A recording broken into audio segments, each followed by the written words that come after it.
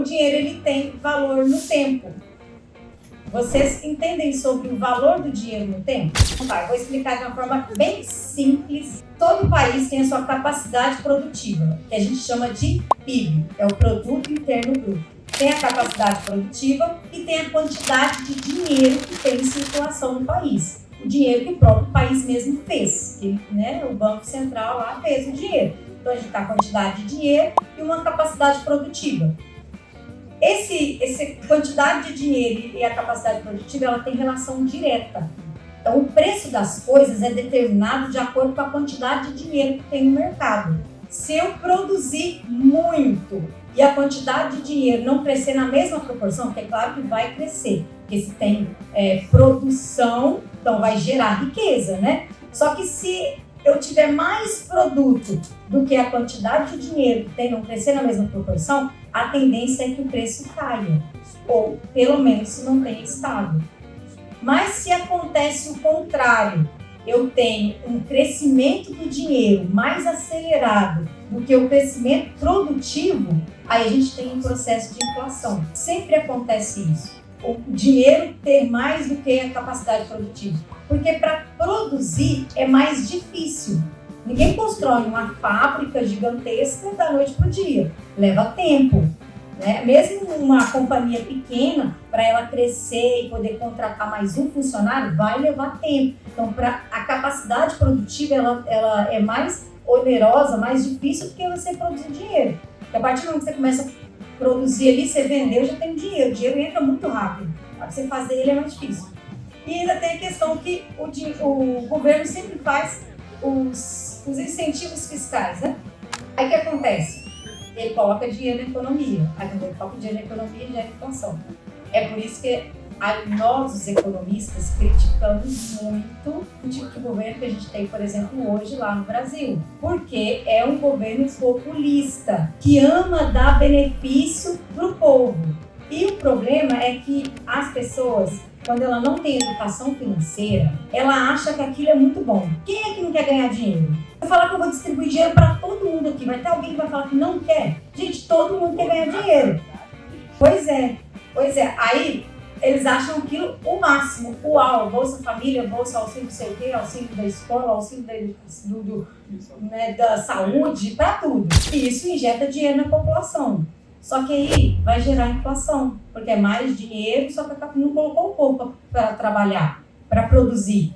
É muito mais vantajoso para a economia, ao invés de eu te dar um auxílio, Bolsa Família, por exemplo, eu te dar um emprego. Você trabalha, você gera riqueza para o país e também vai ter o recurso financeiro que você precisa. Só que a inflação, ela sempre acontece por causa que o dinheiro ele cresce mais aceleradamente do que o processo produtivo. Então, quando você vê uma pessoa passando por dificuldade, ajuda ela a arrumar um emprego. Não dá dinheiro para ela, mas você ficar só dando dinheiro para ela, você vai acomodar ela ainda. É ou não é? Lembrei agora de um caso. Gente, na minha cidade, lá em Sardoá, não está no nome da cidade, vou falar o nome da pessoa, não, mas eu também nem lembro. Tinha um pai de família, gente. Ele não trabalhava. Por que acontece? Ele sofreu um acidente lá, enfim, aí ele ficou um tempo sem conseguir trabalhar. Aí nisso, a igreja, é claro, corretamente auxiliou o irmão que precisava de ajuda. Não estava trabalhando por causa da saúde dele. Só que o irmão recuperou, o tempo passou e o irmão continuou sem trabalhar, continuou recebendo auxílio da igreja. Teve que alguém intervir e falar: opa, ei, aqui, tá errado ficar ajudando esse irmão, sério. Porque quando a gente fala de ajudar, quem que pensa que ajudar tá sendo errado? É ou não é? A gente sempre tem um coração que, tipo, se eu tô ajudando, eu tô fazendo bem. Mas nesse caso não tava sendo bem, tava fazendo mal. Porque o irmão já tinha condição de trabalhar, só que ele já estava acomodado. Pois é. Então, nem sempre ajudar é bom, às vezes é melhor dar trabalho para a pessoa. Né? Então, se o governo que está lá hoje entendesse que é melhor ele produzir emprego do que ficar produzindo dinheiro e colocando na mão do povo, a economia melhorava. Então, entender o valor do dinheiro no tempo é importante para que você saiba. Meu dinheiro não pode ficar parado, eu preciso colocar meu dinheiro para trabalhar para mim, eu preciso colocar meu dinheiro para render. Dinheiro no banco não é o lugar que ele tem que ficar. Vocês vão precisar estudar sobre isso. Se você não entender que dinheiro que tem inflação, o seu dinheiro vai perder com o passar do tempo, você não vai então correr atrás para poder resolver isso, aprender, investir, né? Dinheiro é um assunto bastante espiritual, porque a igreja física, não estou falando da igreja espiritual, tá? Estou falando de dinheiro. A igreja física não existe sem dinheiro. Então, dinheiro é um assunto espiritual. O próprio Jesus, ele tinha a administração financeira do ministério de Jesus. E tinha um responsável, que era Judas. Ele era responsável, ele era o tesoureiro, que recebia o recurso e administrava o recurso.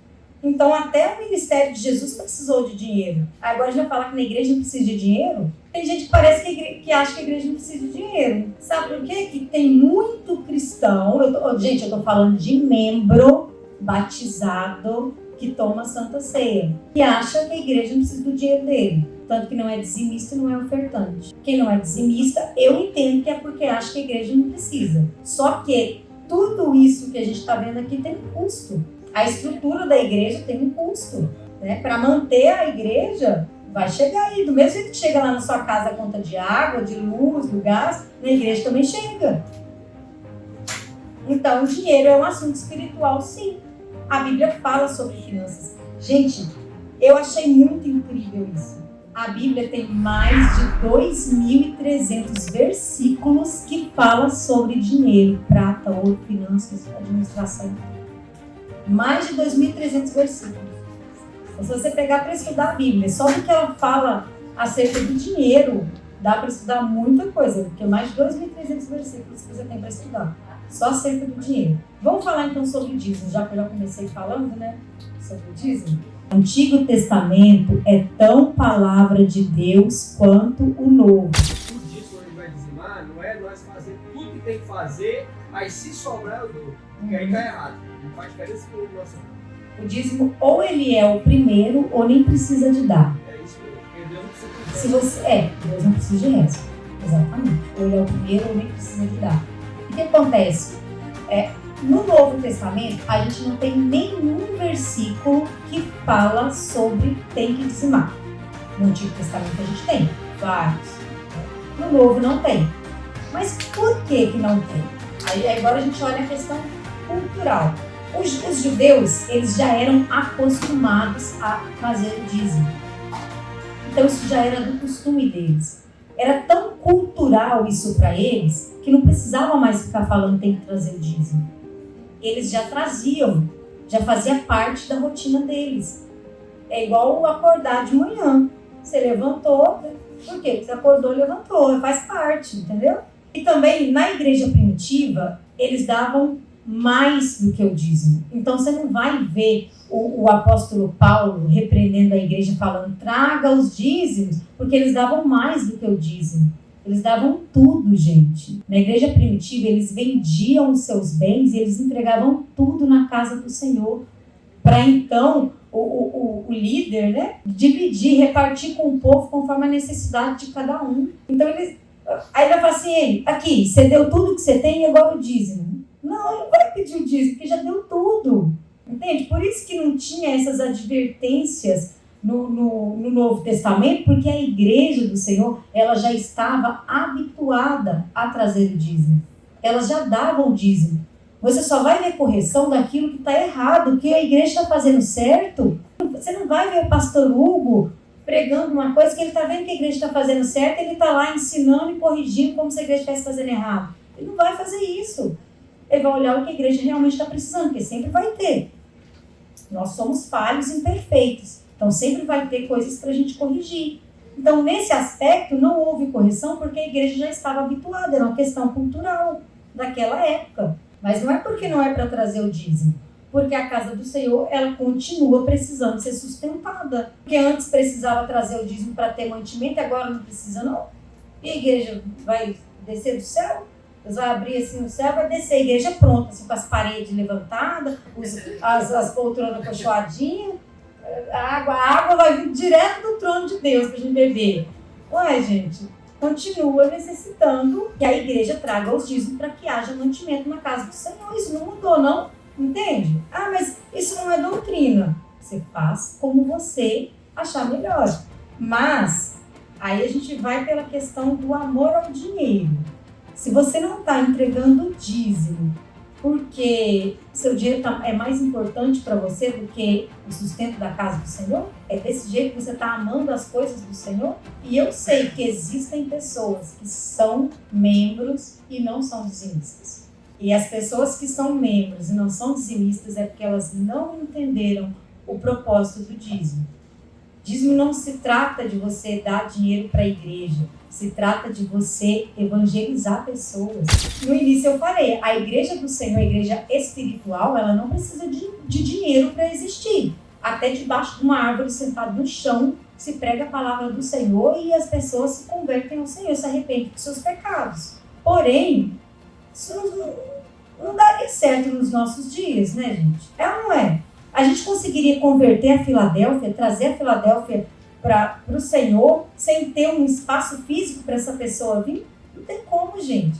Aí, da mesma forma que o dinheiro ele foi mudando a forma, as relações econômicas foram mudando com o passar do tempo, a nossa forma de servir ao Senhor também foi mudando com o passar do tempo.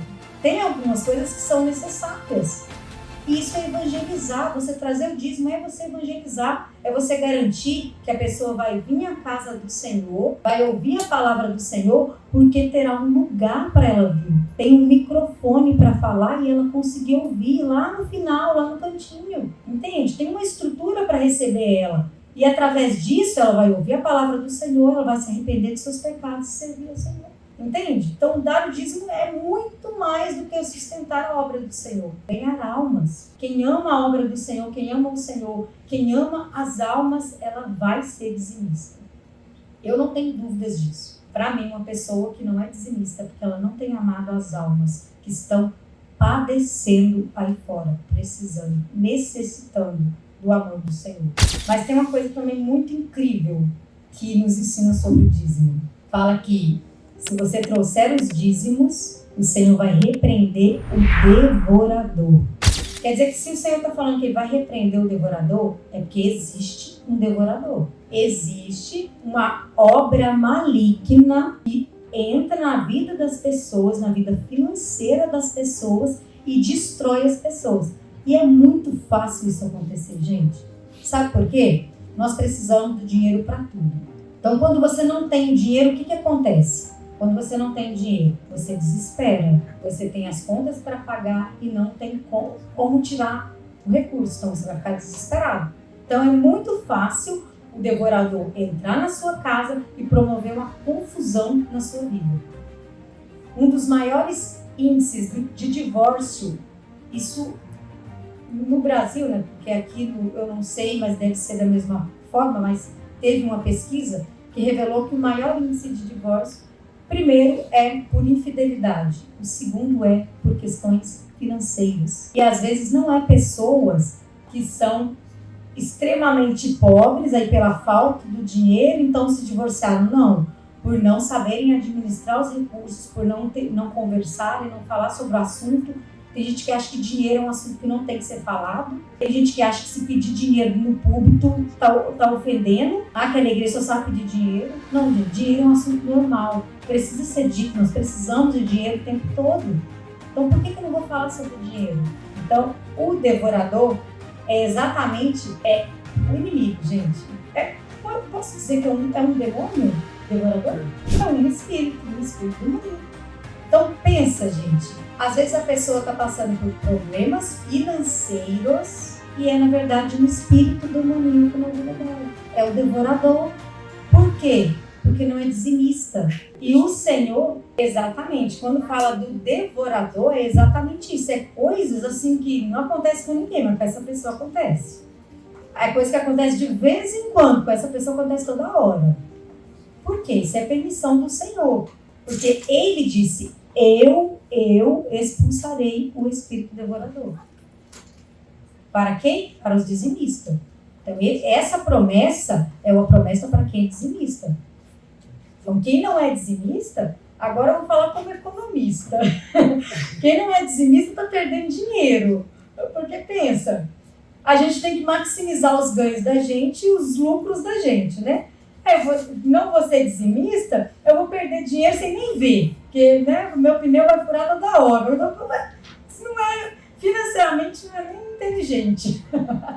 E biblicamente não é aconselhável, gente. Então, eu acho que nós temos muitos motivos para ser dizimista.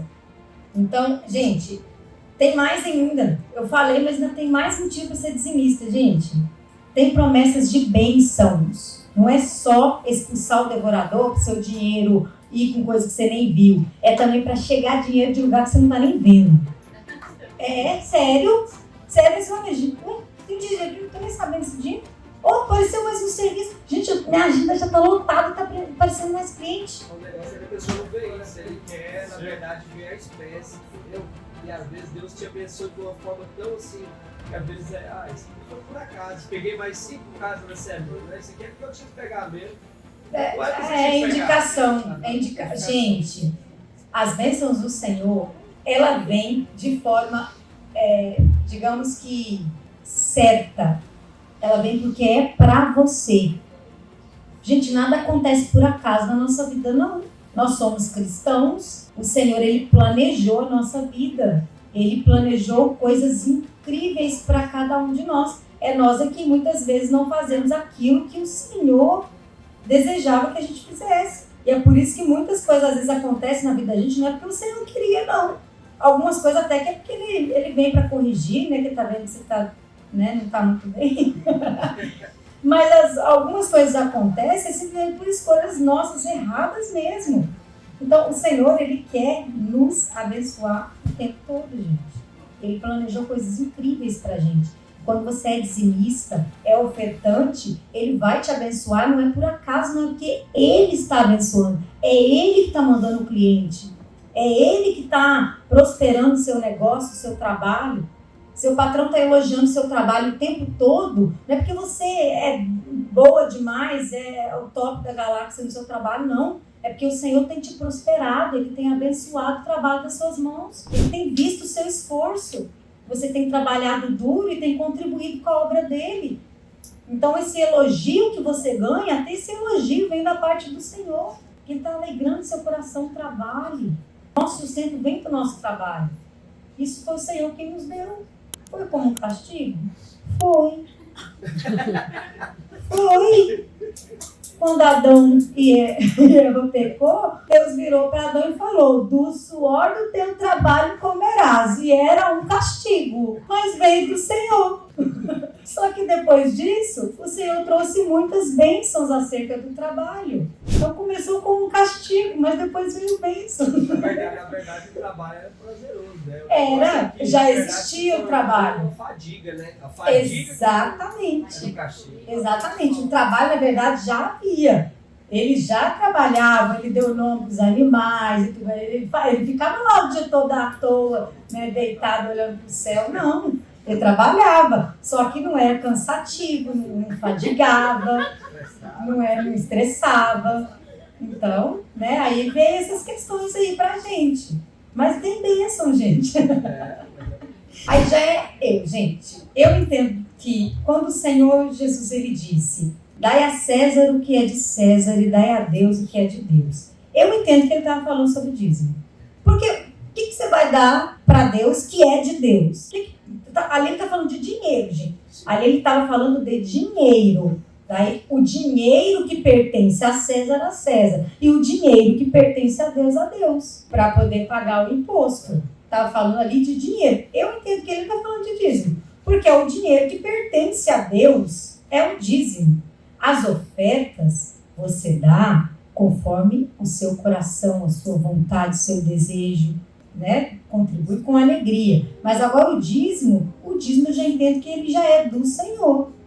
Eu entendo que nesse versículo aí o Senhor está falando de dízimo. Então eu falo que não fala de dízimo no Novo Testamento, para mim fala. Aqui, ó, você vê que Você tem que dizimar, ofertar, E mas também tem que fazer o bem, tem a que justiça, a justiça, a fé, exatamente. Então, querendo ou não, É um Jesus está conjunto. ensinando aqui a respeito disso. Ele está colocando que esse conjunto de coisas que ele espera que você faça como cristão, está incluído o dízimo.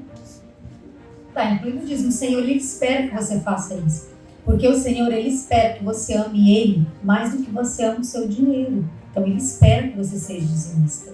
Para você ter ideia do quanto que o Senhor, ele espera que você dê do seu dinheiro para ele. A gente está falando de dinheiro hoje, gente. Ele espera que você dê do seu dinheiro para ele. Tanto que quando aquela viuvinha, ela foi lá e colocou 2 moedinhas. Era tudo que ela tinha. Se aquilo não fosse importante, Jesus não tinha dito nada. Mas por que Jesus observou o ato daquela mulher e falou que ela tinha depositado ali a maior oferta? Porque ele espera que a gente faça isso com amor, que a gente dê dos nossos bens para ele. Em amor ao Senhor, amor à sua obra, amor às almas que precisam ser alcançadas. Eu já vou passar para o tópico de advertências, que a gente já falou de dízimo, de oferta. Tem várias coisas que nós fazemos que vai desagradar a Deus. E não adianta você trazer o dízimo daquilo que você fez, a oferta, Deus não vai receber. Porque nós trazemos o dízimo na casa do Senhor, não é para o pastor, não é para a igreja, é dizimar e ofertar a Deus.